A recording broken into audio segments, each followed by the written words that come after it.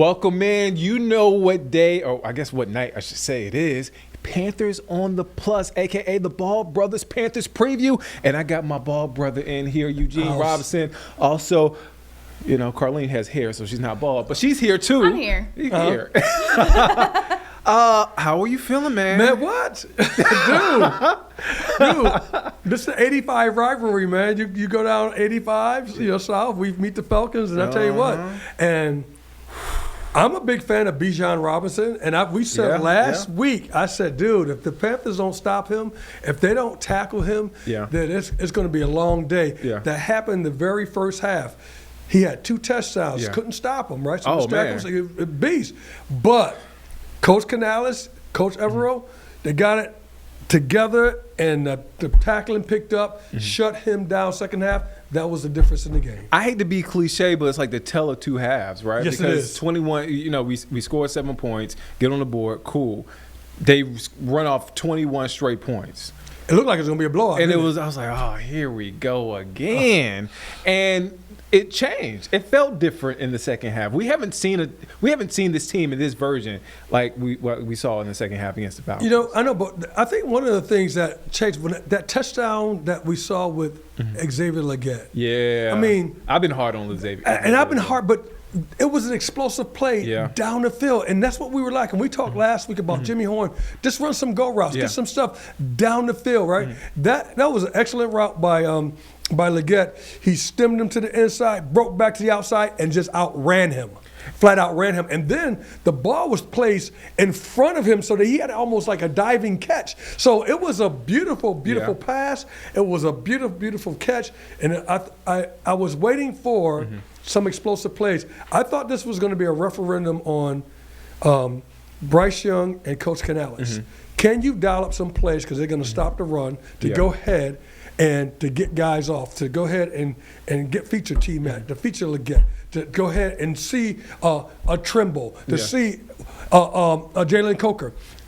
How was we going to handle that? I thought they handled it extremely well. And so I got to give Coach Canales a lot of credit because I thought this was a referendum on, okay, if he doesn't coach well, if he doesn't do this, people are going to be thinking, well, is it Bryce? Is it they're going to be wondering who was the fault? Who's that fault? Is it one of the things moving forward? I keep bringing up, we need a number 2. We need a number 2 guy, but we got the ball everywhere, right? We gave everybody an opportunity. Moving forward, because we have the Niners in prime time, right, on Monday Night Football coming up. Should that be the game plan moving forward? I mean, all 3 tight ends. I mean, we were talking about this so far this season, man, who's going to step up? I like Mitchell.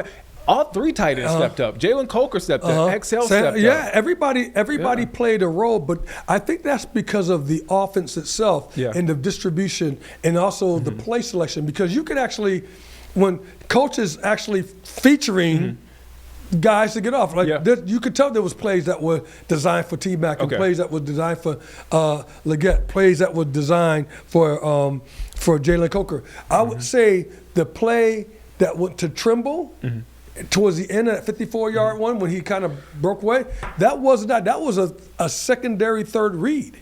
We forget about Tommy Tremble a lot. I mean, let me not say we, but I say we collectively. Yes, collectively. I get you. Because it's like Tommy Tremble has been there. We think of him as a good run blocker, but when that dude he can create space. He doesn't have a lot of open space, but he can create space. Don't forget, he was paired with Ian Thomas and here at the tight end, and Ian Thomas was more of a blocking tight end. Yeah. And who was that Greg Olsen guy? It was Tommy Trimble. It was Tommy Trimble. So now Trimble got to go ahead and recreate a resurgent role and being a guy that was featured. And he wasn't that. He wasn't. I think he was a second or third choice on that route. Yeah. And then he just actually exploded on that too. We want a stiff arm, boom, he's gone down the field. And that was what we needed. And once again, Bryce Young just amazes me in that because, he could be hot or cold at times. I mean, and we saw the way the Saints took things away from him. Yeah. Right?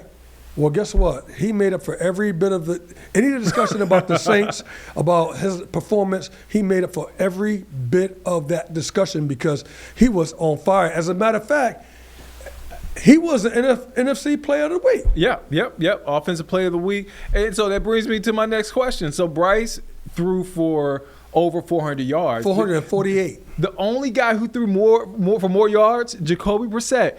Who did he play against? The 49ers. Is Bryce capable? Okay. It does, because it translates. This is a copycat league, all right? And don't forget, they just got spanked with the 49ers giving up that many yards. Yeah. Dude, they're going to be in panic mode from the standpoint, not panic mode, but they're going to be trying to shore up now the passing game. And now guess what you think we might hit them with? Running game. Now, Rico Dowdle, the fact that we can pass the rock, the fact that you can go ahead and spotlight guys down the field and move the chains, it's going to open up the run. And Chuba, I will say this about Chuba. Chuba, it's been a weird year for him. He started off the starter, obviously got hurt. And I think it's taken some time to get his groove back. I feel like he gained some confidence in that Falcons game. He looked good in certain spots. Yeah, he did. Yeah. And the other thing that he looked good is because I think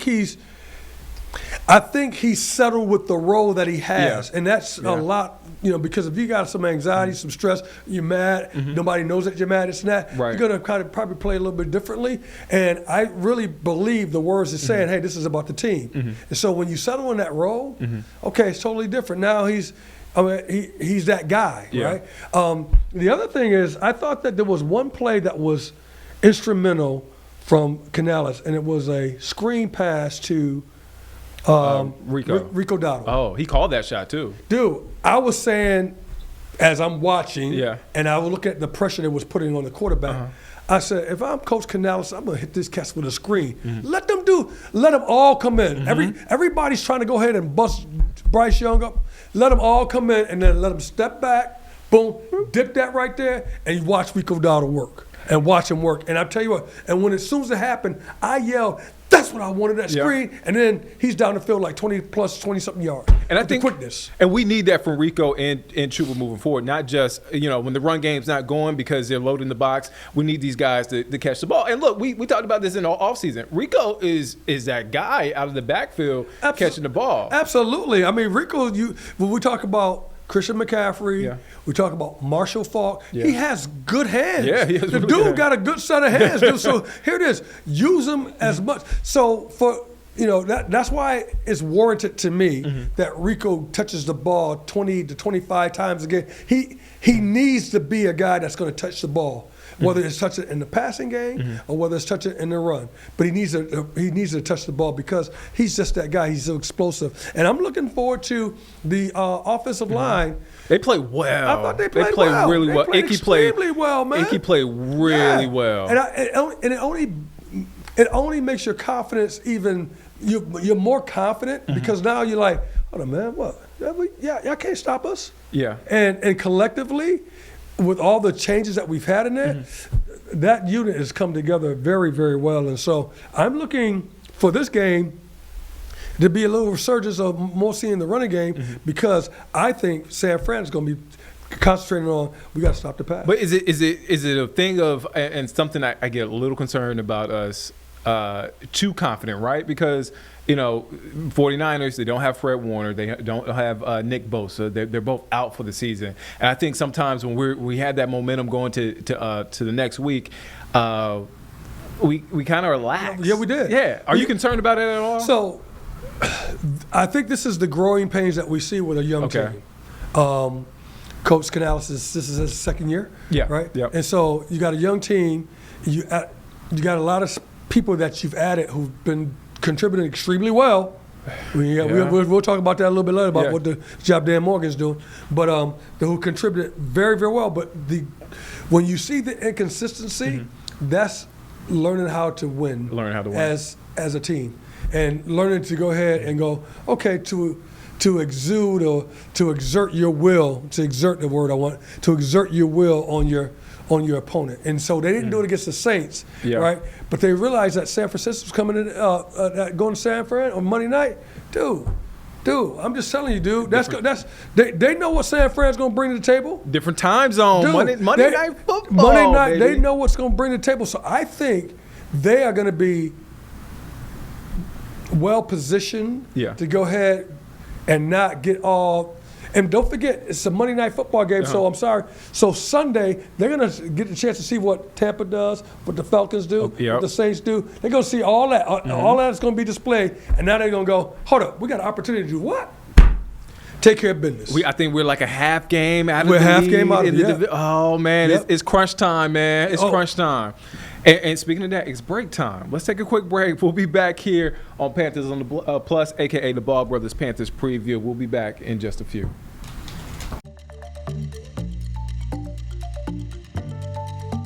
Welcome back here on Panthers on the Plus, a.k.a. the Ball Brothers Panthers preview week 12. I want to go back to week 11 because, man, there was a young guy who made some noise in the preseason, had a really good game. I'm talking about cornerback Corey Thornton. Yes, he did. Undrafted rookie, allowed 4 receptions for 36 yards, over 7 targets. They really tried to pick on this dude. Oh, yes, they did. And I tell you what, I thought in preseason, I said, man, this dude got a little something. Yeah. You know, you got Smith Wade, you got Thornton. I was like, dude, don't sleep on this guy. This guy got something going on right here. And he had exceptional days in preseason. Yeah. He was really, really good. Yeah. And now he's translating that because he doesn't think of himself as a backup. He thinks of himself as a starter. We thought initially that he might end up easy, right? You thought that he might even move Jack up the place, right? And Jack said, "No, this is going to be my spot." But what you see is that Thornton is an extremely capable cornerback. Yeah, no doubt. And also, I got to give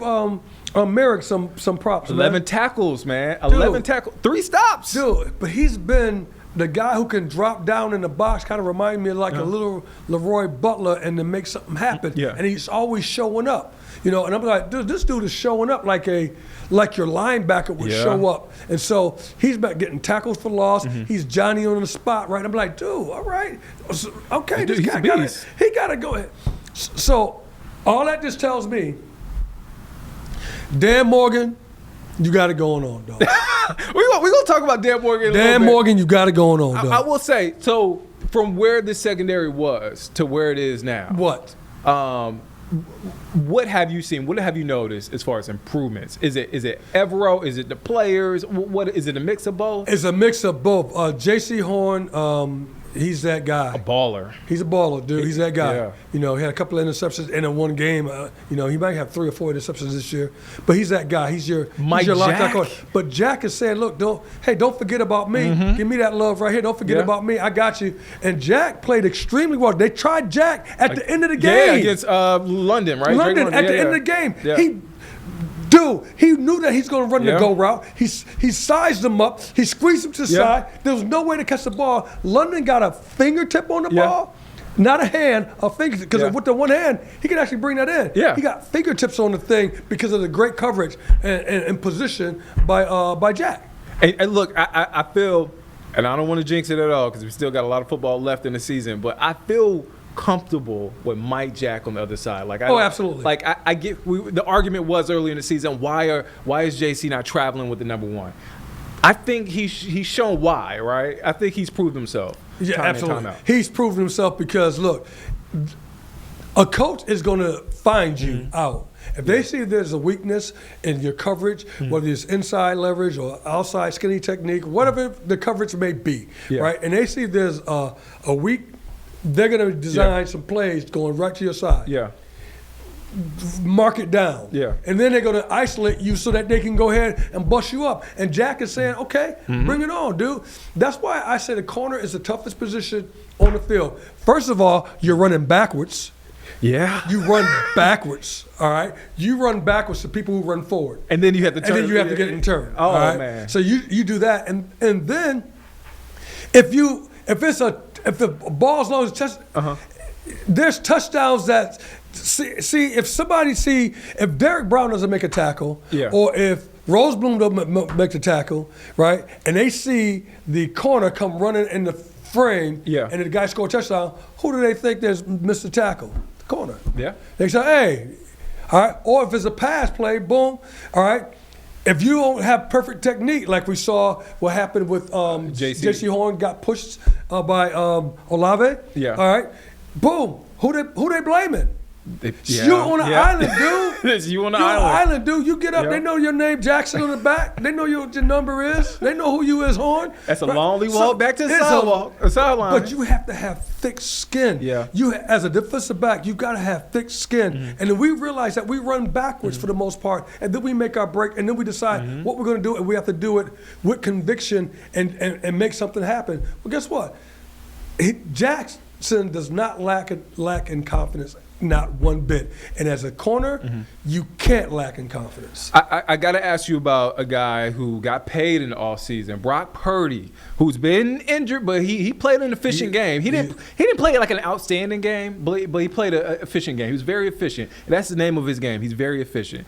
How do you stop a guy like that? Because what comes to mind, I'm thinking of a guy like Derek Brown, and what our defensive line has been really great at is getting the hands up, patting down a lot of balls. Brock Purdy is a little guy. Is that the game plan, getting in his face? Is it obviously you want pressure, that's with every quarterback, but what do you, I guess, so look at Brock Purdy? Let me err on this side right here. Mac Jones comes in for Brock Purdy. Yeah. Doesn't miss a beat. Yeah. Why? Because it's structured from the offensive standpoint. It's scripted from the offensive standpoint. It's tailor-made for the offense. He's not designing more stuff for what they do. This is what their offense creates and does. Their offense is, we're going to go ahead and focus on Christian McCaffrey. We're going to get Christian McCaffrey. We're going to go ahead and give some explosives. They're going to go ahead and try to control the line of scrimmage, right? So nothing has changed. And then let our quarterback be exceptional, but be exceptional in his spots. So Brock Purdy, I've always thought was a good quarterback. No doubt about it, all right? And I thought that when Mac Jones when he started coming out, I said, hold up, this is more about their system than it is. Because I was like, it looked like Alabama Mac Jones. Dude, he looked great. Yeah. And I thought there was going to be a quarterback controversy. Yeah. There's not, because of their system. I think this is much more systematic of what they do system-wise than it is how great Brock Purdy is, and he's good. No doubt about that. All right, let me make sure I say that. Brock Purdy's good. I know old boy's good.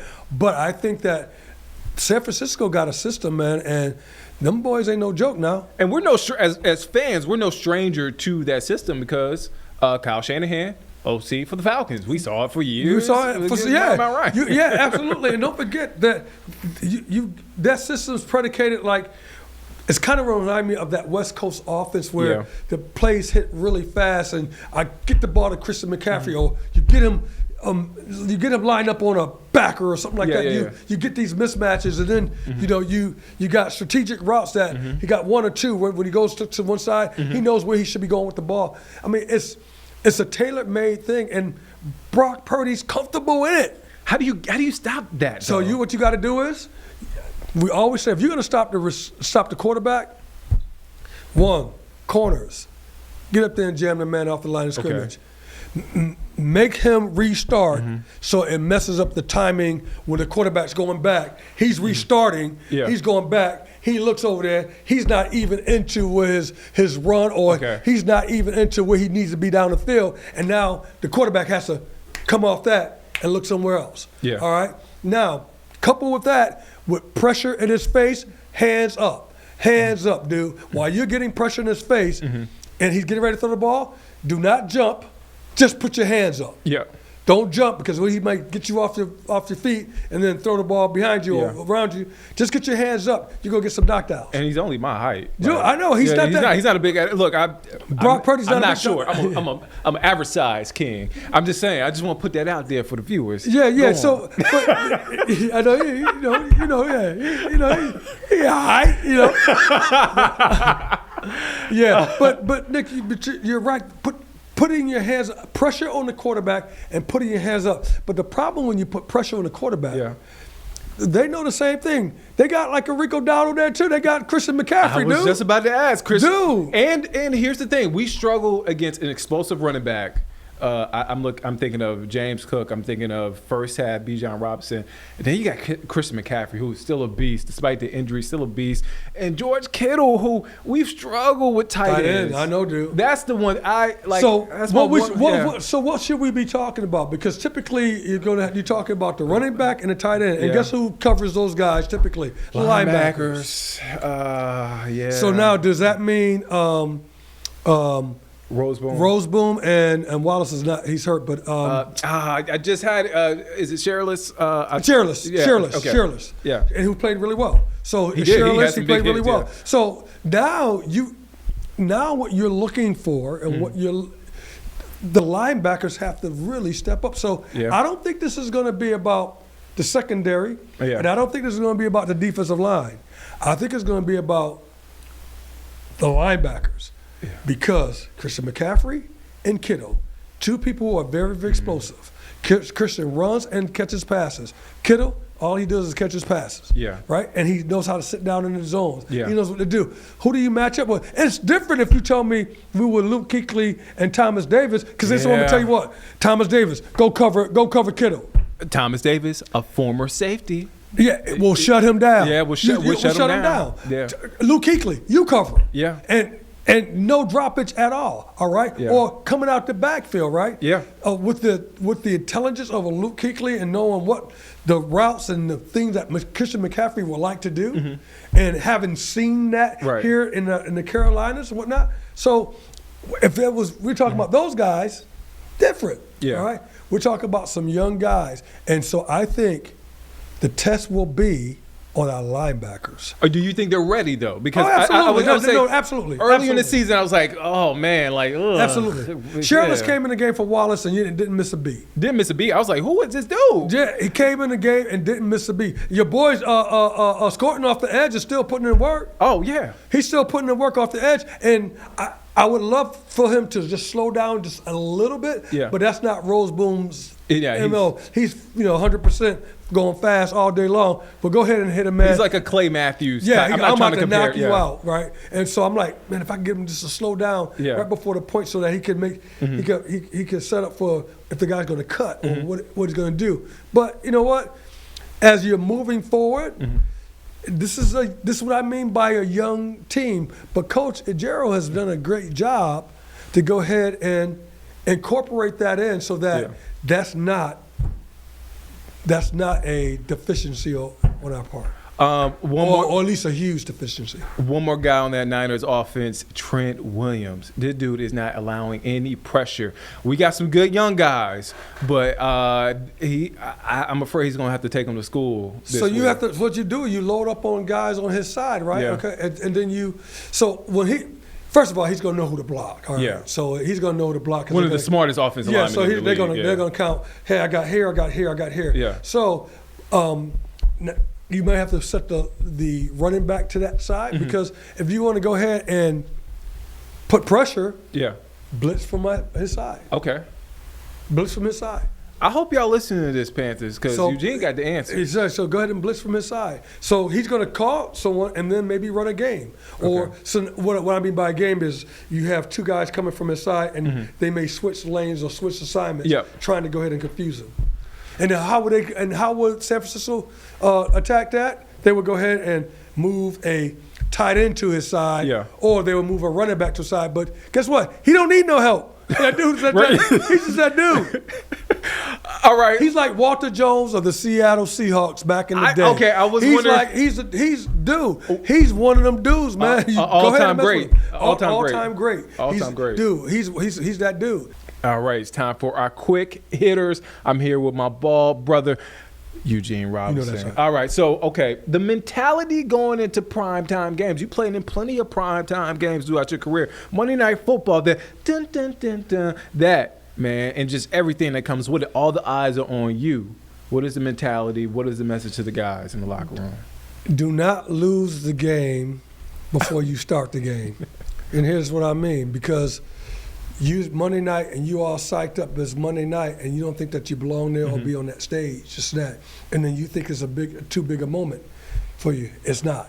It's just a regular game. Yeah. It just happens on Monday night. No big deal. All right. And then start fast. You against a team like San Fran, you got to start fast, and you can't spot them points. Yeah. You can't go ahead, have an interception or have a fumble or have something like this. You got to play clean football. So, one, realize you belong there. Two, start fast and play some clean football, because it's going to change. It's going to take what you did the last couple of weeks and 3 or 4 weeks and what you've been doing, and now it's going to only accelerate that, and your confidence is going to go through the roof. All right. A lot of talk. We talked about it earlier. Dan Morgan, man, a lot of talk about him being a master drafter. You talking about that 2025 class, the free agents he's brought in. When you look back, do you think this is probably the best draft class in the league this year, 2025? There has been so many guys contributing to the success of the Carolina Panthers, and I say the success because we're 6-4, 6-5. We won 5 games last year, so we've already exceeded it. But we're trending up in this margin that we have, right? And I think a lot of it, if you talk about drafting, I didn't see T-Mac. I thought they was going to go get the guy from the Jalen Walker. Jalen Walker, right? What a smart pick. What a smart pick. He is one of the leading rookies in this year. He looks like one of the best receivers in the league. As a matter of fact, one of the best receivers. He reminds you of like Adam Thielen when Adam Thielen was Adam Thielen. Yeah. That guy when he was in Minnesota. Yeah. He's just that guy. And I'm sitting there going, dude, all right.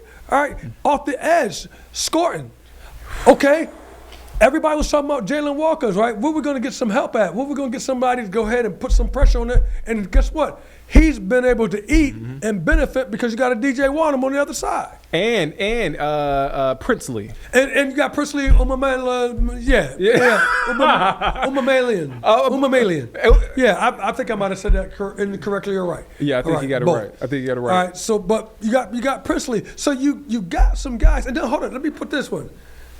You picked up Merrick from the Raiders. Good. Yeah. And he's gotten better and better. He is. I thought one thing they struggled with, or the Panthers struggled with over the years, is finding a safety. Yeah. Well, they found a safety. Yeah, it's been. And that cat ain't no joke. It's been hard to replace a guy, Roman Harper and Kurt Coleman from 10 years ago. Mike Minter. And the opposite side of the ball, you got Rico. I mean, who's made a huge difference. So when you look at the free agents market and the draft, I would say that the Panthers are trending up, and they're trending up because, let me put this with Dan Morgan. Dan Morgan knows football because he played it. And I'm not saying that because like any other guy who didn't play it. Yeah. But there's a difference when you have the hat on and he has the green dot and he's talking and he knows what's coming up and he's doing all the stuff from a linebacker position, almost like the free safety. You know too much stuff. Yeah. You know defenses, you know offenses, because what? All you do is try to stop quarterbacks and offenses and all the different offensive sets. He knows all that stuff. But more so than he knows who got that dog in him. He knows what guy he needs to have next to him if he's going to go ahead and make an assault on this offense. He knows that. He knows that. That's different because some guys look the part. Some guys look the part, dude. And let me just say this: some guys look like they Superman, this and that, and they ain't nothing but Jane. Or what's Superman and Lois Lane? They're Lois Lane. They ain't get that. But you don't know it though because you see them in their glory and you say, oh yeah, he got to be a beast. He got to be that dude. No, man. Dan has played with guys about a defensive line that was incredible, from Peppers to Rucker, Chris Jenkins, Brisson Buckner. They had a crew, right? Yeah. But who was manning that? He knows who are dogs, man. So I'm gonna say, Nick, my brother, what I'm saying to you is that he has a different perspective because he knows who got that dog in him and who don't. You know who got that dog in him? Us. Who's trending up? Us. We got that dog. Carlene got that dog in her too. Thank you for watching. And we're trending up because of you at home. Thank you for watching here. Panthers on the Plus. Ball Brothers Panthers Preview Week 12. Make sure you check us each Thursday night at 9 p.m. only on WCNC Plus. Thank you for always commenting, liking, watching. We appreciate y'all, and we're trending up because we got that dog in us. You know that's right. We got that dog. We'll see you back here next week. Nothing but the dog in me.